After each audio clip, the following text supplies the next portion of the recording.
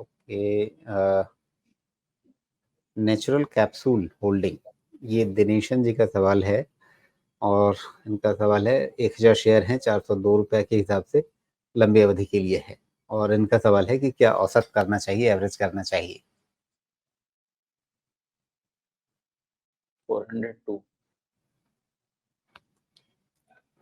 देखिए इसके सारे ट्रेंड अभी डाउन हैं, इसलिए एवरेजिंग तो पता नहीं, करना तो नहीं चाहिए। बाकी कैसा कंपनी है वो सब समझना पड़ेगा, वो बात अलग है। नेचुरल कैप्सूल का फिलहाल सब कुछ वीकिश ही दिख रहा है हर तरफ से।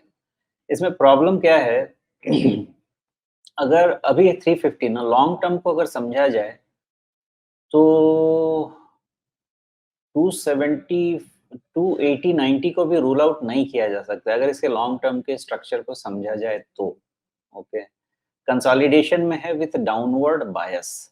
तो ये डाउनवर्ड बायस जब खत्म होगा तब होगा, जब तक ये खत्म नहीं होगा अभी और डाउनसाइड इसमें बचा रहेगा। अब सवाल है कि कब खत्म हो सकता है। इसका खत्म होने के लिए पहला 200 DMA 390, हाँ 400 के ऊपर इसको सस्टेन करने लगेगा तो शायद इसमें आपके होप बढ़ेंगे, बेहतर रहेगा होप। और फिर वहाँ पे जो भी लो रहेगा, अगर 350 का लो है तो वो, या जो भी लो रहेगा वो लो से आपको सपोर्ट लेके वापस बढ़ना पड़ेगा।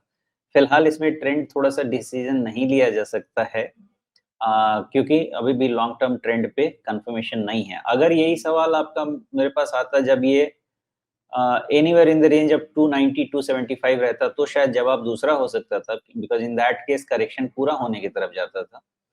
फिलहाल करेक्शन अभी पूरा नहीं हुआ है, अगर अर्ली रिवाइवल होना भी है तो 400 के ऊपर ही होना है। जी।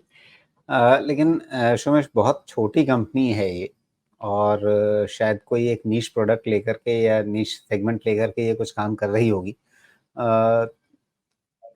अगर इसके मुनाफे और सेल्स वगैरह का हिसाब किताब देखा जाए तो लगता नहीं है कि इसमें कोई अभी फ़िलहाल ग्रोथ ट्रैजेक्टरी बन रही है। हालाँकि अभी इस तिमाही के नतीजे आने बाकी हैं, लेकिन जिस तरह से पहले इसका मुनाफ़ा जो है वो 4-5 करोड़ के रेंज में चला गया था और वहाँ से घट करके वापस ये पौने 2 करोड़ रुपए के बीच में आ गया है। तो शायद उसी चीज़ की एक निराशा है। उससे पहले जब इसका मुनाफ़ा बढ़ता हुआ दिख रहा था, तो हमें इसके शेयर में चाल बनती हुई दिखी थी। अभी पिछले 2 तिमाहियों से ये कमज़ोर है, तो वो चीज़ हमें मुनाफ़े में कमज़ोरी है, तो उसका असर हमें शेयर भाव में भी नज़र आ रहा है। तो फिलहाल मतलब इसमें जब तक रिज़ल्ट से हमें कोई फंडामेंटल बूस्ट ना मिले, कोई फंडामेंटल मजबूती का कारण ना मिले, तब तक इस शेयर के बारे में ज़्यादा कुछ सोचना चाहिए क्या? देखिए, इसमें ऐसा है कि अगर ओवरऑल आप इसका वैल्यूएशन ट्रैजेक्टरी और पैरामीटर्स इवैल्यूएट करेंगे फंडामेंटल पे, तो इसमें पोटेंशियल डाउनसाइड 10% का हो सकता है। यस, 10% तक का पोटेंशियल डाउनसाइड हो सकता है, जहाँ पे बाद इसमें सेफ्टी थोड़ी-सी बढ़ सकती है। तो आप उससे मैच कीजिए कि 350 से 10% तो 320, 320 15% तो रफली 300 के आसपास। तो हाँ, 10 से 15% का इसमें वैल्यूएशन कम्फर्ट के लिए हो सकता है। लेकिन ये डिसीजन आप तब ले पाएँगे जब इस क्वार्टर का डेटा अवेलेबल रहे। ये क्वार्टर का डेटा अवेलेबल नहीं है, इसलिए उस डेटा को बेक इन नहीं कर सकते, बिकॉज़ उसको बेक इन करके फिर वैल्यूएशन देखना पड़ेगा कि इस प्राइस लेवल पे भी क्या वैल्यूएशन और कूल ऑफ हो जाता है। अगर हो जाता है तो हो सकता है यही प्राइस लेवल ठीक बैठेगा, लेकिन मान लेते हैं कि आज के डेटा पे हम बात कर रहे हैं, तो 10-15% 20% तक का डाउनसाइड बनता है वैल्यूएशन के हिसाब से। रिज़ल्ट इसके थिंकिंग को चेंज कर सकता है, तो रिज़ल्ट का वेट कीजिए। जी। नतीजों का इंतज़ार कीजिए, उसके बाद एक बेहतर निर्णय आप लेने की स्थिति में होंगे, लेकिन फ़िलहाल अभी तो इन्हें मतलब 402 का खरीदा हुआ है इनका, 50-52 रुपए का नुकसान हो रहा है।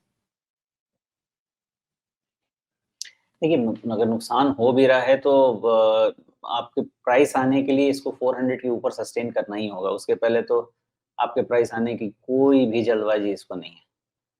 तो ऊपर आएगा भी तो 400 तक, शायद 390, 400 इसके आस-पास।